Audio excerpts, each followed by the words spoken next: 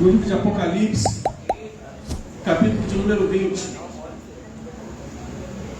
Vou pedir aos irmãos que, por gentileza, não se movimentem na hora da palavra. Quem quiser ir no banheiro, aproveita o intervalo e vá. Amém? Apocalipse, capítulo de número 20. Jesus, meu guia, amigo e protetor, Ele é o meu bom pastor, e quando Ele toca em mim, nele confiarei, nele confiarei. Fraco eu sou, mas Deus me dá seu poder, seu amor. Ô glória, todos acharam? Amém. Pois bem, livro de Apocalipse, capítulo de número 20, versículo 1 e 2, diz assim a palavra do Senhor: E vi descer do céu um anjo que tinha a chave do abismo e uma grande cadeira na sua mão. Ele prendeu o dragão, a antiga serpente, que é o diabo e Satanás, e amarrou-o por 1000 anos. Amém? Podem sentar. Glória a Deus. Desde que Deus colocou o homem aqui nessa terra, meu querido, Deus tem feito de tudo para que o homem tenha conciliação com Ele, para que o homem tenha intimidade com Deus, para que o homem se achegue a Deus. Deus tem feito isso desde a fundação do mundo. E Deus, Ele criou subterfúgios, Ele criou meios, Ele criou fórmulas para que o homem se chegasse a Ele. E nessas fórmulas Deus criou dispensações e criou alianças. Dispensações essas que os estudiosos da Bíblia hoje em dia, dividiram em 7 dispensações. E é sobre ela que eu gostaria de falar um pouco hoje com a igreja aqui presente. São 7 dispensações criadas pelos estudiosos para explicar esse amor de Deus que Deus tem para com o homem. Esse amor de Deus que Deus tem para o homem tão grande que quer que o homem se chegue a Ele, que quer que o homem tenha mais intimidade com Ele.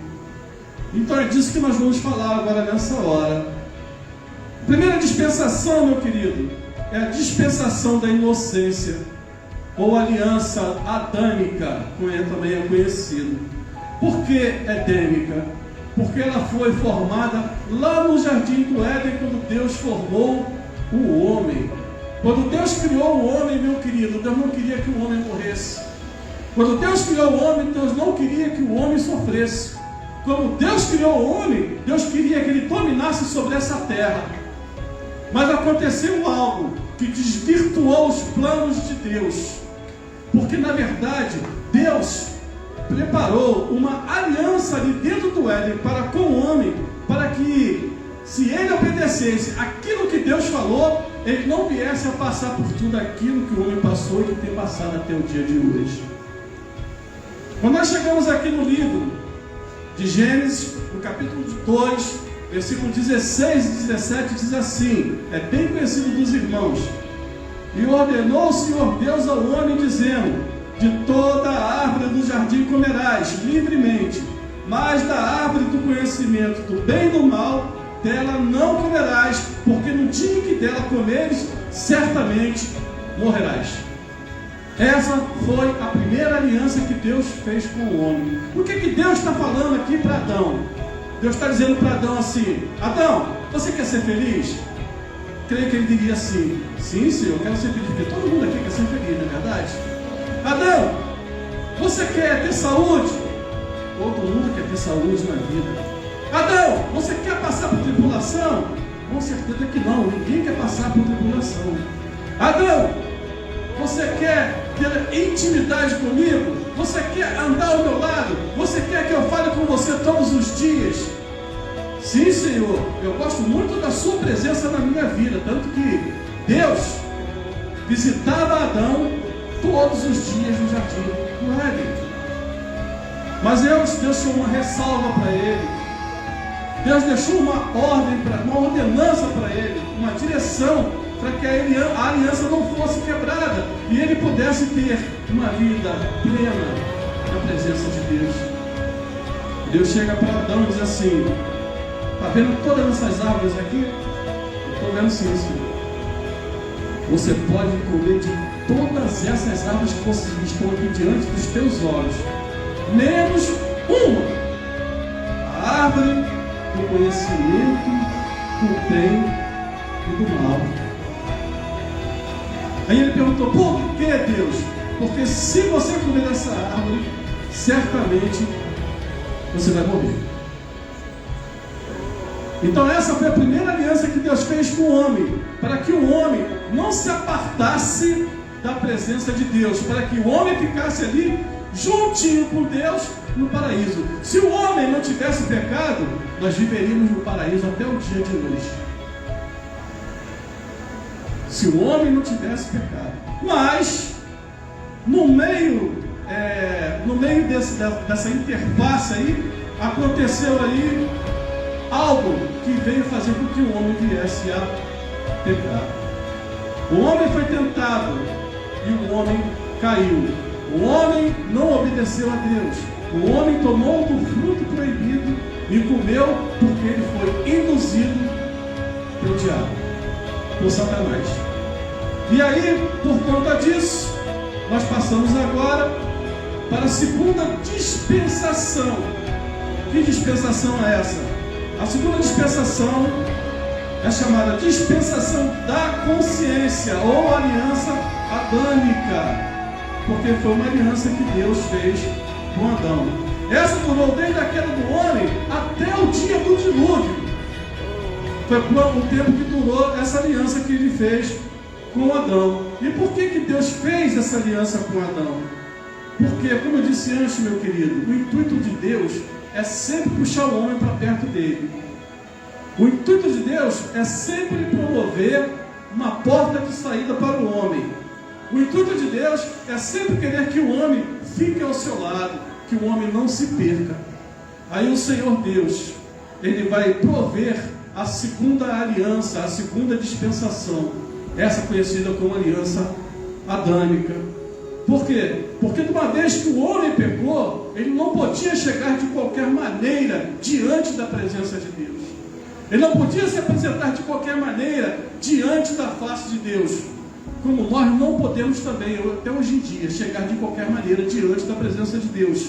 E quando você para pensar nisso, você chega aqui no livro de Gênesis, capítulo de número 3, versículo de número 21, e diz assim: e fez o Senhor Deus a Adão e a sua mulher túnicas de pele e os vestiu. Vamos entender o que está acontecendo aqui? Deus chega para o homem e pergunta: Adão, onde é que você está? Isso ainda no paraíso. Aí ele disse: eu ouvi a sua voz e eu me escondi. Por que tu se escondeu, Adão? Porque eu estava nu. Aí Deus decreta a sentença dele sobre o homem, a mulher e a serpente. E depois de Deus ter decretado a sentença sobre o homem, a mulher e a serpente, Deus tira o homem do paraíso, mas não deixa o homem nu na sua presença. E ali naquele exato momento, Deus vai instituir o sacrifício de animais. Porque, como foi lido aqui e ficou bem claro diante de todos nós, foi necessário que um animal inocente, puro e sem pecado morresse para encobrir o pecado do homem.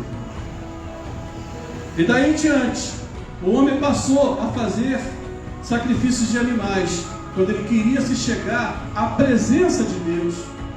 Ele sacrificava um animal inocente, e aquele animal ele servia como holocausto diante da presença de Deus, e ali ele invocava a presença do Senhor.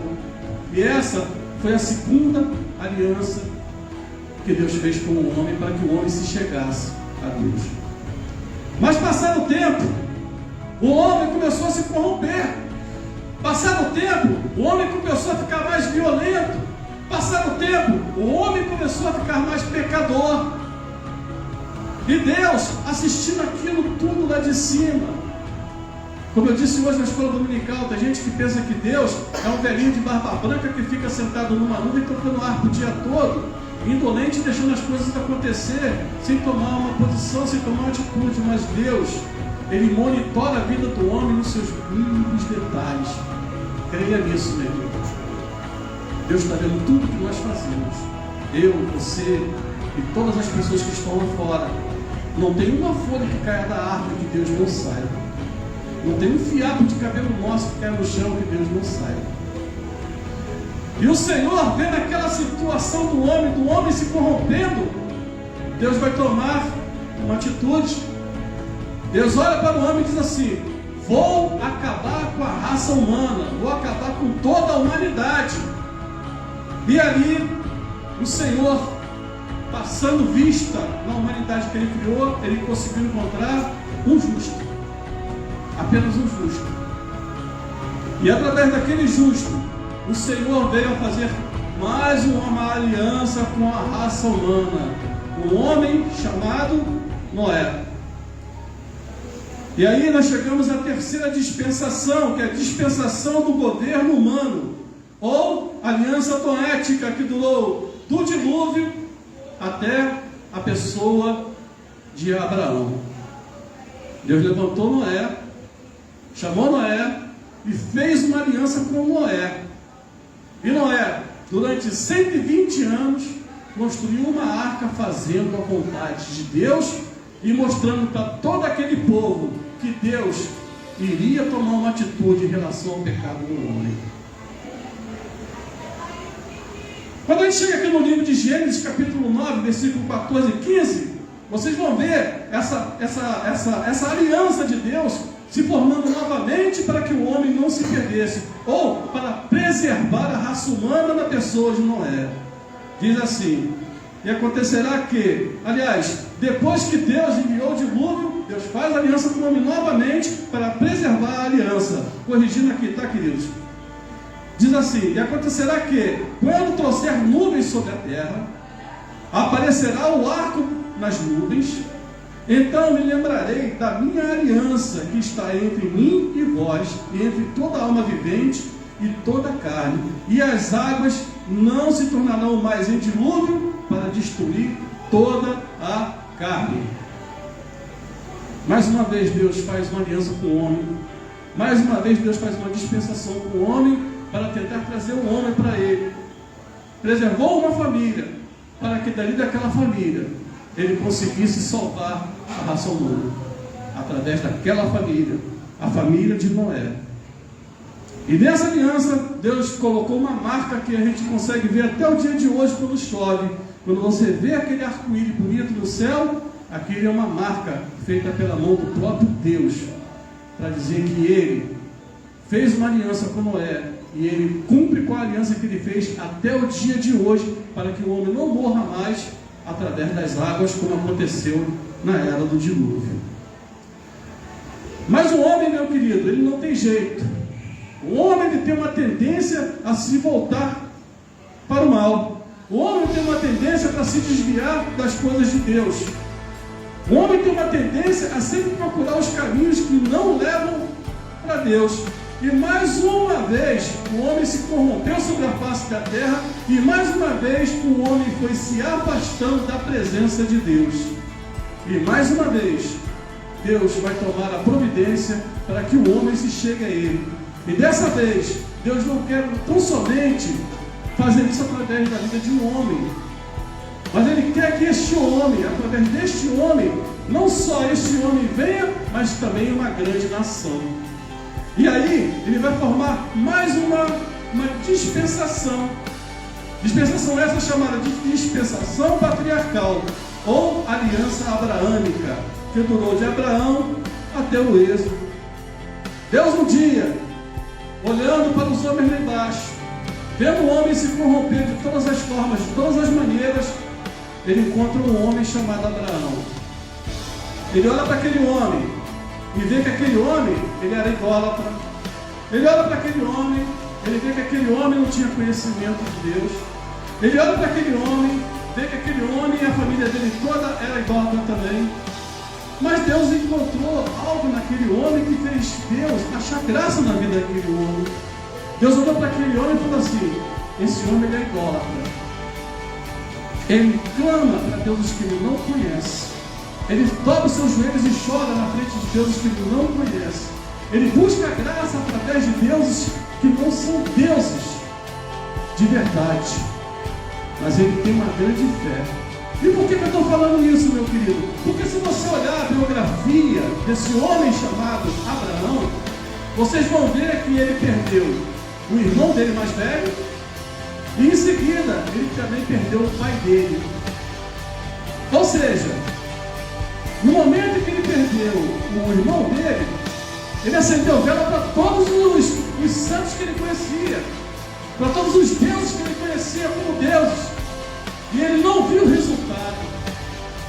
Se você olhar a vida desse homem, você vai ver que em determinado momento da vida dele, ele está num lugar, olhando para o nada, pensando na vida. Aí Deus fala assim: agora eu vou mostrar para esse sujeito que existe Deus de verdade nessa terra. E se apresenta para Abraão. E se mostra para Abraão. Eu não sei como é que Abraão ouviu a voz de Deus naquele momento, mas se eu estivesse no lugar de Abraão, eu teria tomado um susto. Porque até então, os deuses que eu conheço são deuses de barro feitos pelas mãos dos homens. Até então, os deuses que eu conheço, para andar, precisam ir nas costas dos outros. Mas agora não. Agora ele vai ouvir um Deus de verdade falando com ele. E esse Deus, quando fala com ele, faz para ele, com ele, uma aliança e uma promessa. Isso está aqui no livro de Gênesis, capítulo 12, versículo 1 e 3. Diz assim: ora, disse o Senhor a Abraão: sai-te da tua terra, da tua parentela e da casa do teu pai, para a terra que eu te mostrarei, e fartei de ti uma grande nação, e abençoar-te-ei, e te engrandecerei o teu nome, e tu serás uma bênção, e abençoarei os que te abençoarem, e amaldiçoarei os que te amaldiçoarem, e em ti serão benditas todas as famílias da terra. Olha só que bênção gloriosa. Já pensou? Você está na tua casa lá lavando louça, está na tua casa lavando roupa, daqui a pouco você ouve aquela voz: eu vou abençoar você, vou abençoar aqueles que te abençoar, e vou amaldiçoar aqueles que te amaldiçoar, e vou fazer uma grande obra na tua vida. Aí você olha e volta: ele está falando comigo.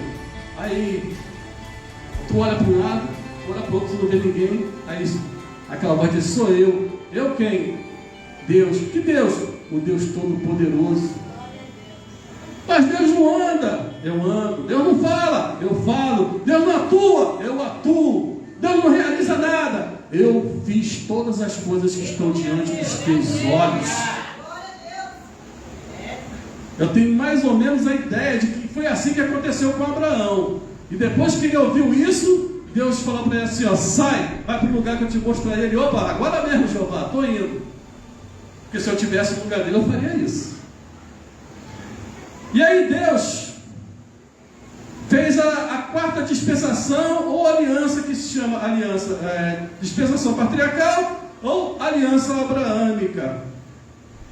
Mas acontece, meu querido, que o homem, mais uma vez, veio se dispensando da presença de Deus.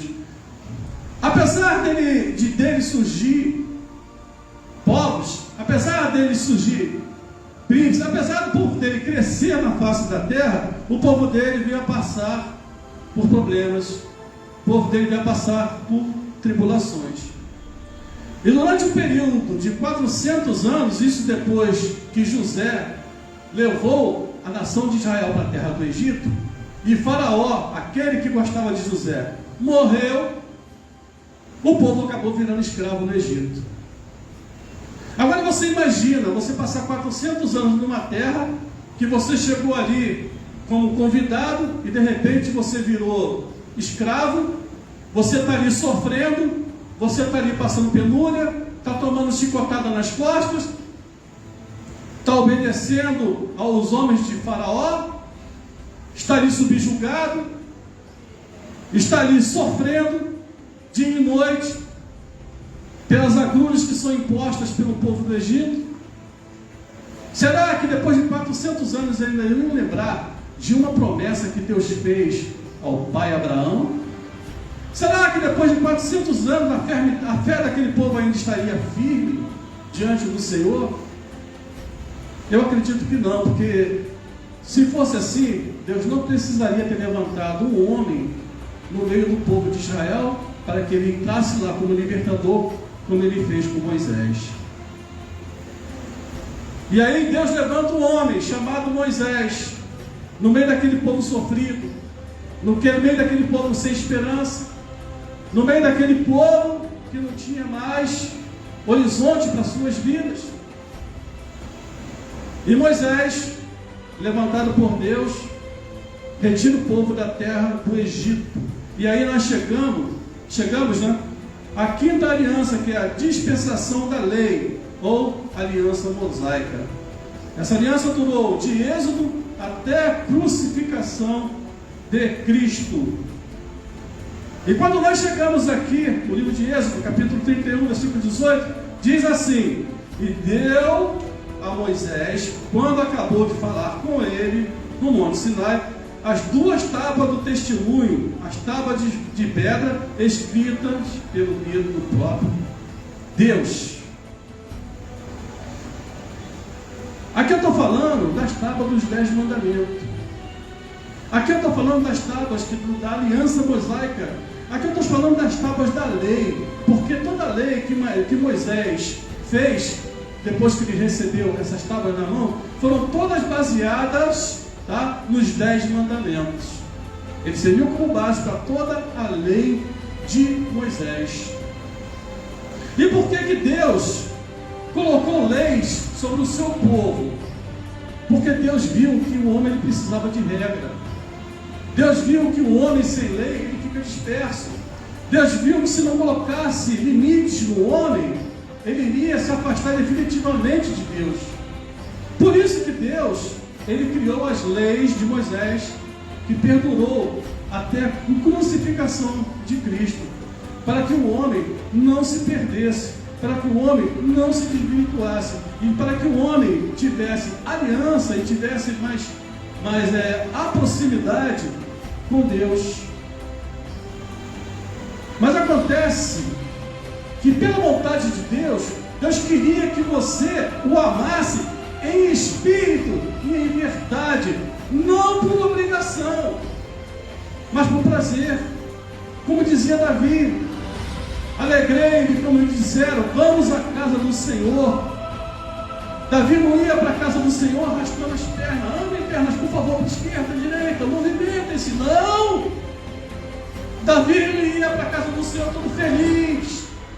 Davi ia para a casa do Senhor todo alegre, porque ele sabia que ali ele ia sentir a presença de Deus. Porque era isso que Davi prezava, a presença de Deus na vida dele, e não as leis. Era isso que Davi queria. Ao ponto dele dizer assim: Senhor, não retire de mim a alegria da tua salvação. Salvos de Jesus Cristo. Hoje você vê às vezes pessoas entram na igreja, parece que está carregando o mundo nas costas. Cadê a alegria da salvação, meu povo? Cadê a alegria da salvação? Nós temos que ter a alegria da salvação diante dos nossos olhos, para que a nossa face resplandeça lá fora e a gente possa passar Jesus para aqueles que estão ao nosso redor. Dispensação da lei dada por Deus a Moisés. Deus não queria que a coisa fosse obrigatória. O homem passou a colocar a lei acima dos homens. Deus começou a colocar a lei acima até do próprio Deus. E aí surgiram os doutores da lei. Hoje em dia tem uns doutores aí também, né? Eu vi um livro certa vez e lá embaixo estava assim, na sinopse escrito assim, ó, fulano de tal, doutor em divindade. Eu falei, caramba, esse tem muita intimidade com Deus, né? Para ser doutor em divindade. Mas deixa isso para lá, porque o homem tem criado títulos ultimamente que, para mim, não tem agradado a Deus de forma nenhuma. Mas Deus, Ele não perdeu o controle de nada. Então Deus, Ele viu que o homem, pela sua força, Deus viu que o homem, por si só, ele não tinha condições de alcançar a salvação. Como não temos condição nenhuma de alcançar a salvação pelos nossos próprios esforços. Não importa quanto que você dê de dízimo, não importa quantos mendigos você ajude na rua, não é pelas obras, não importa quantas pessoas você ajude, não importa quantos enfermos você vai visitar, não é pelo nosso esforço carnal, porque se você não estiver fazendo isso por amor, de nada adianta. Não importa. Jesus falava sobre isso. Olha só, os fariseus, eles deixam descair o seu semblante e vão para a praça pública sem tomar banho, fedendo igual gambá. E ali eles ficam aparecendo para as pessoas que jejuam para mostrar que é um homem santo.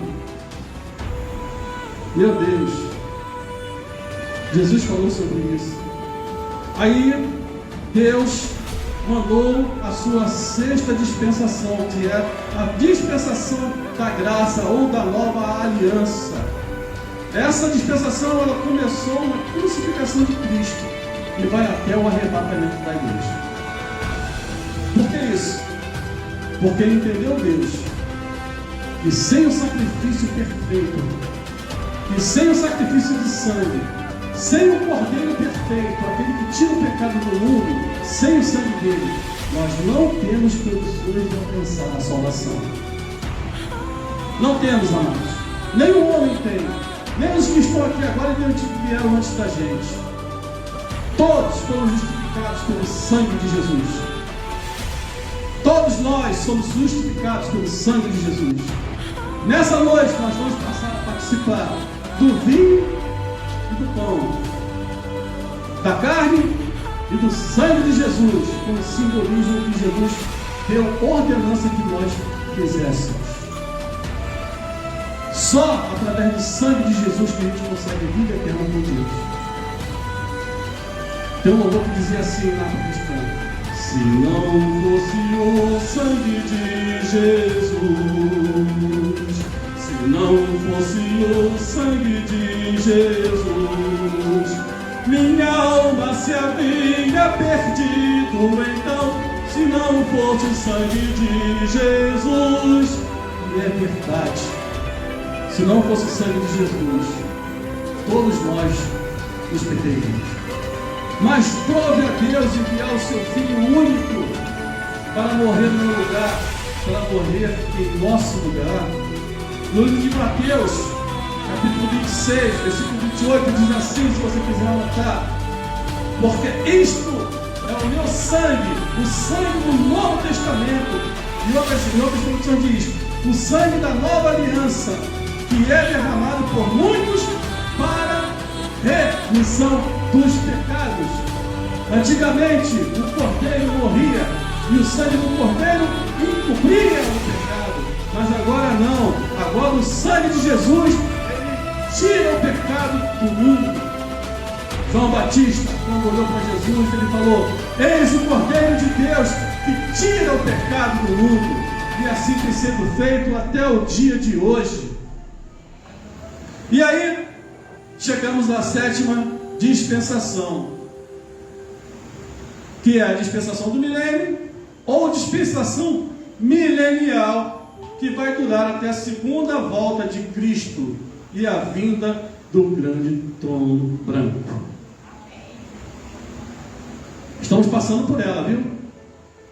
Pela sétima dispensação e aguardando a volta de Jesus.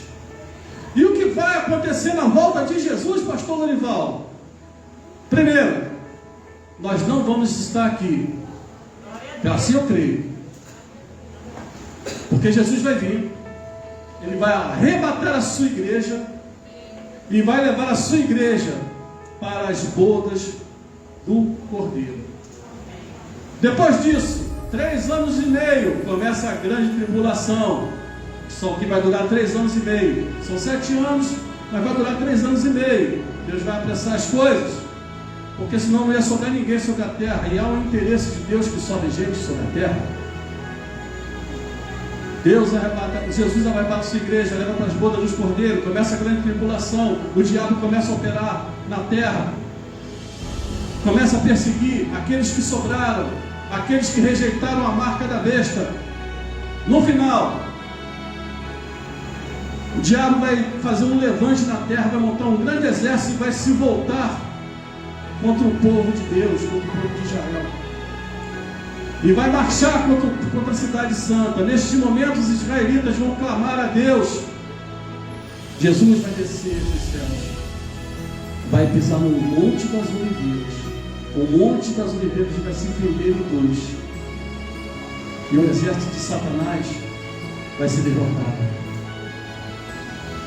Depois de derrotado o exército de Satanás, a besta e o falso profeta serão lançados no lago de fogo e enxofre. E aqui chegamos à palavra inicial. Satanás será amarrado por 1000 anos. Ainda vai ser lançado no lago de fogo e enxofre? Ainda não. Satanás vai ser lançado no lago de fogo. Aliás, Satanás vai ser preso por 1000 anos. O falso profeta e a besta vão ser lançados no lago de fogo e enxofre. E aí, o que vai acontecer depois disso, pastor Danivaldo? Depois disso, Jesus vai reinar nessa terra por 1000 anos. 1000 anos. E como é que vai ser esse 1000 anos de Jesus aqui na terra? Vai ser assim, meu querido. O Senhor Jesus vai estabelecer o reino dele na terra. Aqueles que morreram na grande tribulação, tá? Eles vão ressuscitar. E eles vão reinar com Jesus aqui nessa terra. O corpo deles não vai ser um corpo normal, vai ser um corpo transformado, porque eles não vão morrer mais. E depois disso, aqueles que sobraram da grande tribulação, que não morreram, vão continuar aqui nessa terra. E eles vão crescer, e eles vão reproduzir, e a terra vai ser povoada novamente. Para não ficar nas minhas palavras, vamos ler o que diz aqui no livro de Apocalipse, para que vocês entendam bem o que diz a palavra do Senhor. Apocalipse, capítulo 20, versículo 4 e 5 diz assim: E vi tronos, e assentaram-se sobre eles, e foi-lhes dado o poder de julgar. E vi as almas daqueles que foram degolados pelo testemunho de Jesus e pela palavra de Deus, e que não adoraram a besta e nem a sua imagem, e não receberam um sinal em suas testas, nem em suas mãos, e viverão e reinarão com Cristo durante 1000 anos. Palavra do Senhor, não minha. Eu só estou passando para você aquilo que Deus colocou dentro da palavra dele, para que a gente entenda bem como é que vai ser esse milênio com Jesus. Só para concluir aqui, mas os outros mortos não reviverão até que os 1000 anos se acabaram. Ou seja, aqueles que não morreram com Cristo dentro da grande tribulação não reviverão. E esta é a primeira ressurreição. Mas é só isso, pastor Danival? Não, tem mais. Ainda estamos na 7ª dispensação. E como é que vai ser esse reino de Jesus aqui na terra, esse reino milenar? Primeiro, Deus vai colocar a natureza em ordem. A natureza em desordem não terá mais. Não terá mais terremoto, não terá mais maremoto, não terá mais destruição através da natureza, não haverá mais doenças. A ordem natural das coisas voltará ao seu lugar. Ou seja, não terá mais ideologia de gênero. Homem será homem e mulher será mulher. Macho será macho e fêmea será fêmea. Não haverá mais fome, não haverá mais pobreza, não haverá mais menino de rua, não haverá mais morador de rua, não haverá mais sem teto. A humanidade vai passar por uma prosperidade jamais conhecida na face da terra, como deveria ter sido quando Abraão, antes de Abraão pecar. O homem vai gozar de plena prosperidade, porque as mazelas vão desaparecer e finalmente o homem vai viver em igualdade. Poxa, mas se vai ser tão bom assim, por que é que depois de 1000 anos Deus vai soltar o diabo de novo, que estava tão bom ele lá amarrado, né? A gente vivendo aqui nessa terra tão bem. Porque, meu querido, por mais oportunidade que se dê a certas pessoas, elas não mudam. Acredite nisso. Elas preferem o mal. E aí, Satanás vai voltar a tentar o homem novamente. Satanás vai voltar a perturbar a mente do homem novamente.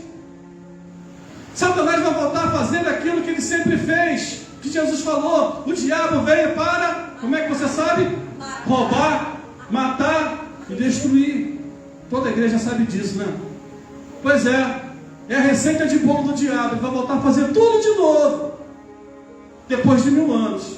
E como é que ele vai fazer isso, pastor Arinaldo? Gente, ele vai fazer isso através das pessoas que estiverem vivas naquela época, porque elas vão dar lugar ao diabo. Acredite, apesar de tudo, tem gente que vai dizer assim: poxa, o diabo está preso já faz 1000 anos, não é? Você sabia que no tempo do diabo, o homem podia ter 3 mulheres e uma mulher podia ter 3 homens? Sabia? Quer saber de uma coisa? Eu vou ficar aí do lado do diabo. Tem gente que vai pensar assim, meu querido, e junto com isso vai vir novamente aparecer sobre a terra toda a sorte de perversão sexual, como você vê hoje em dia acontecendo aí fora. E parou por aí? Não, ainda não parou por aí. Tem gente que vai dizer assim: sabia que no tempo do diabo a gente viajava legal? Era só a gente fumar um cigarrinho de maconha, cheirar um pozinho de cocaína e caraca, a nossa mente se abria e a gente viajava. Era muito maneiro. Quer saber de uma coisa? Eu estou doido para viajar. Eu vou ficar com o diabo. Acredite, meu amado, tem gente que vai desfazer isso. Tem gente que vai dizer assim: sabe o deserto do Negev? Sei. Poxa, Jesus transformou aquilo numa floresta bacana, né? Tu não sabe o que ele fez lá. O que Jesus fez? Jesus colocou água no deserto do Negev. Agora tem um rio de águas cristalinas que corre no Negev. E o Negev, que era um deserto terrível, agora virou uma floresta. Poxa, esse Jesus é maneiro. Agora a gente não passa mais fome com Jesus. Jesus realmente é muito legal. Mas sabe de uma coisa? O que é? Eu vou ficar com o diabo. Por que tu vai ficar com o diabo? Porque uma coisa não tem nada a ver com a outra. Acredite que tem gente que vai falar isso. Que tem gente que prefere ficar do lado do diabo. Parou por aí, meu querido? Não, quase terminando. Para terminar, gente, tem gente que vai dizer assim. Na verdade, não são as pessoas que vão dizer assim. Na verdade, o próprio diabo, depois, ele vai aparecer para aquelas pessoas e vai chegar para elas e vai iludir aquelas pessoas com promessas que ele nunca vai cumprir. Ele vai chegar para aquelas pessoas e vai dizer assim: ó, te prepare para comer aquela picanha com aquela gordurinha passada na farinha e uma cervejinha gelada. Tem gente que vai dizer assim: oba, eu vou ficar com o diabo. Tá rindo, meu irmão?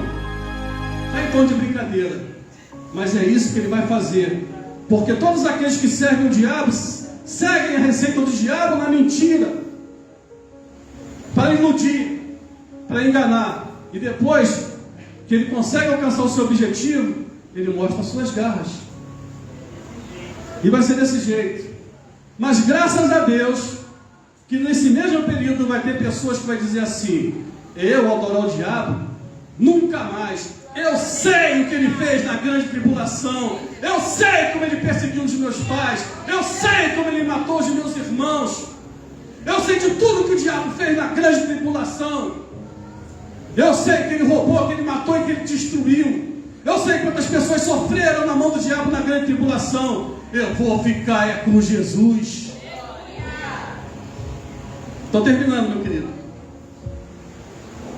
Você sabe o que é interessante nessa narrativa toda que eu trouxe nessa noite para nossa reflexão? É que o diabo e o homem, eles sabem qual é o destino final dele se o homem estiver com Jesus. E o diabo também sabe o destino dele. Se eu chegar para essa igreja e dizer assim, e perguntar para qualquer irmão aqui presente que aceitou Jesus e disser assim: você sabe qual é o seu futuro com Deus? Ele vai dizer assim: o meu futuro é ter vida eterna com Deus. Esse é o meu futuro, é ter vida eterna com Deus. Mas se eu pudesse perguntar para o diabo: você sabe qual é o teu futuro? Ele dizia: sei, é o lago de fogo e enxofre. O diabo, ele sabe qual é o destino final dele, porque ele sabe que ele vai sofrer ali a sua derrota final. Agora, eu quero chamar a atenção da igreja para o seguinte fato: o diabo sabe que ele é derrotado, não sabe? Sabe. Ele desiste? Ele não desiste nunca. Todo dia o diabo está tentando, todo dia ele está matando, todo dia ele está querendo tirar os crentes de dentro da casa do Senhor e levar ele para o mundo, porque essa é a função do diabo, essa é a função dele, e é isso que ele quer fazer. E até no último dia, depois que ele for solto dos 1000 anos, ele vai continuar ali, obstinado, tentando, perturbando, fustigando. Embora ele saiba que ele é o derrotado. Embora ele saiba que ele é um derrotado e que vai sofrer uma derrota final. Que depois dos 1000 anos, ele vai ser lançado no lago de fogo e enxofre, junto com a besta e o falso profeta. Essa vai ser a derrota final do diabo, e ele sabe disso. Assim como nós sabemos qual é o nosso destino final também, se a gente estiver em Jesus Cristo. Você sabe que você vai ter ir morar com Deus numa morada eterna, onde o próprio Deus vai te encher de alegria, onde você ali vai ver coisas que você nunca imaginou que ia ver na tua vida, e vai passar por uma eternidade com Deus, cujos dias não vão passar, cujos você não vai morrer, e você não vai se entediar, porque estar na presença de Deus é glorioso. Todo mundo aqui sabe disso. Aí vem a segunda pergunta: por que nós não somos obstinados com o diabo? Por que todos os dias a gente fica pensando em subterfúgios para sair da presença de Deus? Por que todos os dias a gente olha mais para a luta, mais para a derrota do que para o alto, que é de onde vem o nosso socorro? Por quê? Por que a gente olha para as circunstâncias, para as situações, se a gente tem uma promessa de Deus, de vida eterna para com Ele? Durante toda a descrição do que foi ministrado aqui nessa noite, você viu que Deus sempre puxando o homem para o lado dele, e o homem sempre querendo se afastar de Deus, e isso perdura até o dia de hoje.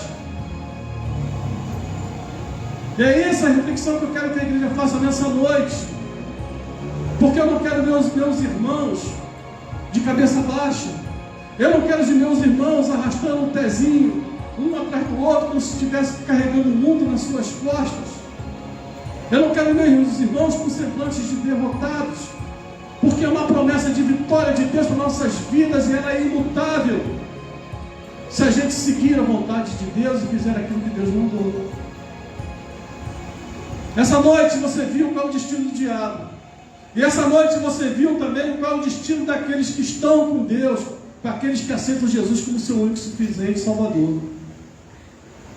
E nessa noite eu convido você que está me ouvindo, você que ouviu toda essa reflexão, a meditar em tudo isso que foi dito.